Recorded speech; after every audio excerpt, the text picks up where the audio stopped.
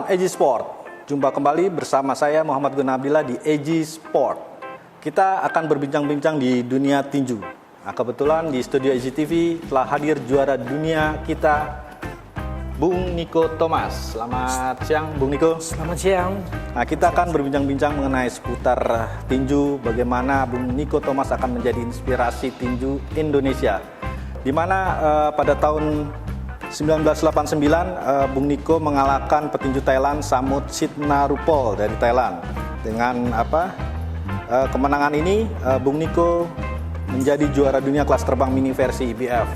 Nah, kita akan bincang-bincang seputar Bung Niko nih, bagaimana suka duka waktu menjadi juara dunia pada waktu itu.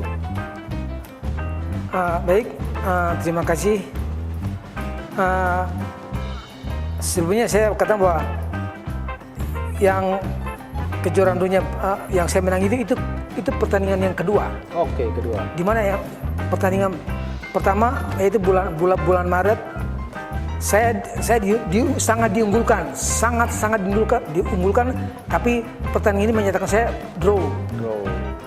Saya nangisnya luar biasa minta ampun. Padahal di kandang sendiri itu ya? Padahal di kandang sendiri. Tiba-tiba Menpora waktu itu pada saat itu Pak Akbar Tanjung turun sambil mencang-mencang. Ini tidak bisa ini. Kita kok dibohongin di rumah kita sendiri. Iya, betul. Thomas, kamu sudah menang, tapi kamu belum punya sabuk. Langsung pada saat itu juga beliau panggil Pak Tinton sama Pak Boy. Ini bagaimana? Pertandingan bisa diulangkan apa tidak? Padahal kalau menurut peraturan sangat nggak bisa karena saya penantang. Iya, betul. Kecuali saya juara, saya menantang. Tidak bisa, ini harus dibikin ulang. Tiba-tiba pertandingan ulang itu terjadi pada tanggal 17 Juni 1989, seminggu setelah ulang tahun saya. Dan pada saat itu sangat luar biasa. Saya keluar sebagai seorang juara dunia yang kedua setelah LS Pikal. Oke.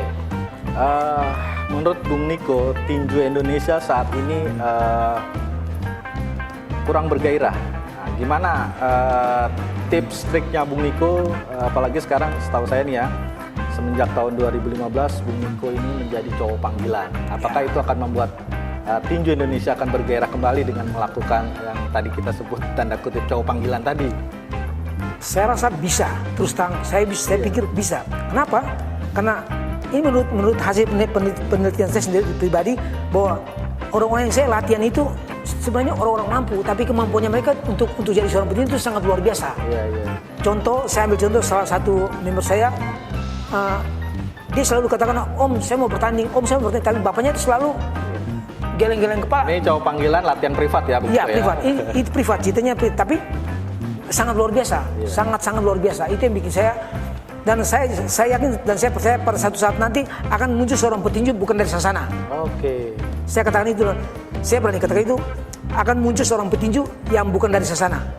Jadi saya yang mempelopori cowok panggilan atau les privat tinju ini selain Bung Niko ada yang lain. Karena kan kalau di Bung Niko ini kan ada sertifikat Niko Boxing ijazahnya namanya? NBA Niko Boxing Academy. Boxing Academy. Ada nggak petinju-petinju lain yang seperti Bung Niko nih? Saya pikir mungkin agak berat ya. Okay. Karena terusan saya harus katakan bahwa saya bikin NBA itu juga saya harus ke Menpora dulu. Okay. Karena di NBA itu juga ada simbol Kementerian Olahraga dan itu kita harus diizin. Karena saya memang pernah di Menpora, saya datang itu nggak sulit. Oh ya boleh apa yang nggak boleh? Boleh. Nah, yang saya takutnya juga nanti yang lain-lain ini asal taruh gitu, asal naruh begitu aja. Oke, perhatian pemerintah ke Bung Niko dengan mendirikan akademi NBA Niko Boxing Academy. Apakah yang lain punya kesempatan yang serupa untuk bisa melakukan hal itu? Saya pikir mereka nggak berpikir sampai ke situ ya. Jadi di Indonesia ini satu-satunya kalau dibilang hanya Bung Niko yang memiliki itu. Yang mengeluarkan sertifikat. Karena banyak yang terusan tujuan yang datang berlatih itu cuma yang penting mereka bisa tahu cara bertinju, mereka bisa berkeringat luar biasa, itu aja yang menjadi kepuasan mereka. Tapi seharusnya ada juga yang akhirnya akhir daripada mereka latihan itu harus ada sesuatu buat mereka. Oke, harapan Bung Niko kepada pemerintah terhadap ex petinju-petinju nasional maupun juara dunia ini seperti apa sih dirangkulnya oleh pemerintah?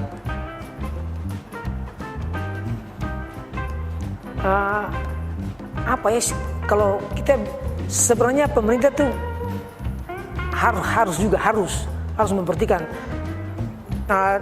Contoh yang besar pada zaman Menteri Adi Aksa Daud, beliau mengeluarkan 1.000 rumah, 1.000 rumah untuk atlet yang berprestasi tapi belum punya rumah. Intinya seperti judulnya atlet yang berprestasi tapi belum punya rumah. Termasuk saya juga dapat juga. Cuman saya nggak tahu apa program ini masih berjalan apa enggak. Jadi seharusnya pemerintah harus bisa melihat seperti itu. Ya, dan jadi tidak hanya di masa jaya, tapi di masa sesudah pensiun juga harus bisa dirangkul. Ya, karena dulu tuh bunyinya tuh kepada atlet mantan atlet yang dulu dan sekarang. Bunyinya keputusan itu. Ya itu. Menpora. Seperti yang saya tahu seperti itu. Dulu ada pemberian rumah ke itu, ke ini, ke itu, ke ini. Terus ada juga pemberian pokoknya sedikit support lah kepada para atlet yang pernah juara. Dan saya sendiri yang juga jalani itu dengan Pak Icuk. Kan mantan petinju nasional dan juara dunia kan sekarang saat ini kan memiliki yang namanya Organisasi Keluarga Besar Tinju Indonesia, ya. KBTI. Di situ kan sebagai sarana komunikasi para mantan nih. Ada nggak sih keinginan untuk KBTI ini bisa dirangkul pemerintah, akhirnya para petinju, ex petinju ini bisa menjadi hal yang berguna buat bangsa dan negara ini? Saya pikir sebenarnya demikian ya, dan seharusnya juga pemerintah juga ada memberikan sedikit perhatian kepada KBTI, karena selama ini yang saya tahu ada seorang mantan petinju yang sedikit istilahnya ada yang mungkin sakit, kita sendiri yang patungan, kita sendiri yang memberikan donasi, keringanan buat petinju tersebut. Baru kita sendiri, belum ada dari pemerintah. Untuk itu saya juga mohon ke pemerintah mungkin bisa sedikit luangkan perhatian buat kami KBTI. Itu aja. Iya, para mantan petinju ini harus diperhatikan ya. Ya, karena jangan hanya di masa jayanya dipuja-puja, tapi sesudah pensiun tidak dirangkul sama sekali. Oke, hal yang lain nih, Bung Niko, mungkin jayanya kita sudah tahu lah. Dengan misalkan juara, semua fasilitas atau semua yang diberikan itu berlebihan. Tapi di masa pensiun dan di masa susah, apa sih yang dirasakan kepahitan dari seorang Niko Thomas? Saya pikir sebenarnya sih ada ya. Sebenarnya sih ada. Yang namanya kepahitan buat mantan atlet apapun tetap ada. Cuma kalau saya selalu ambil hikmahnya aja, dan memang pemerintah juga pernah ada yang bantu, dan kita nggak boleh pemerintah bantu sedikit kita bilang enggak. Dulu pemerintah pernah ada yang bantu, tapi ya itulah yang saya harapkan kepada atlet ataupun mantan atlet dan juga kepada pemerintah agar bisa saling bersinergi supaya jangan tiba-tiba kita dengar ada seperti itu. Bahkan ada juga, maaf harus saya ngomong bahwa ada seperti yang terlibat kejahatan. Iya. Itu saya kok ingat itu, sedih banget. Ya, di banget ya. Siapa namanya itu kalau nggak salah itu ada dia melakukan tindak pidana. Jadi selain tindak pidana, narkoba juga pernah dialami oleh seorang petinju. Ya. Karena mereka lupa waktu masa jaya itu uang banyak akhirnya digunakan untuk hal yang tidak berguna.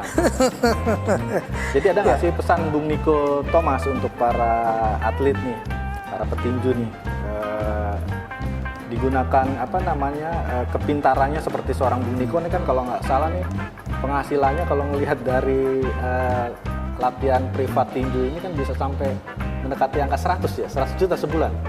Mungkin ada 20 sampai 30 kan? Enggak segitulah. Ya. Tapi yang minimal sekali yang saya bersyukur bisa meringankan beban hidup dan juga mulut istri selalu tersenyum. Ya, tersenyum itu aja. Jadi tips kecerdasan untuk para atlet ya itu ya, dengan kemampuannya, ya, skillnya. Mari bisa. Ya, di saat kita udah nggak berjaya lagi, mari kita pakai kita punya akal pikiran yang dulu kita sudah jadi seorang petinju. Dulu kita bikin privat di mana sekarang kan banyak Pak, banyak sekali yang privat.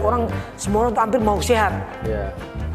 hampir maksudnya dengan cara bergerak secepat mungkin, dan saya pikir tinju ini yang paling depan. Oke, terima kasih Bung Niko Thomas atas bincang-bincangnya. Ya.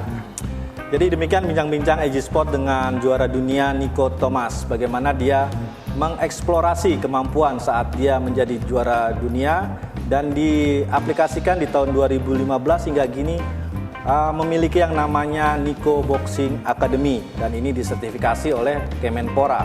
Dan untuk teman-teman atlet mungkin bisa meniru inspirasi Bung Niko Thomas bahwa kemampuan yang dulu kita miliki akan bisa berjaya kalau kita akan memanfaatkannya kembali dan mengedukasi ke orang yang ingin tinju bergairah di tanah air kita ini. Saya Muhammad Gunawan Nabila, salam Eji Sport.